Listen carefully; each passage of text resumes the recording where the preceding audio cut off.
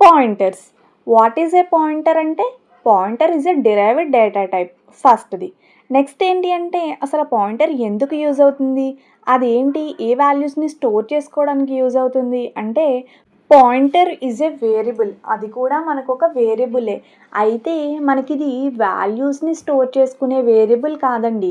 Already value ఇంకొక వేరియబుల్లో store అయి ఉంటుంది కదా, ఆ వేరియబుల్ యొక్క అడ్రస్ని స్టోర్ చేసుకునేదే పాయింటర్ అని చెప్తామన్నమాట.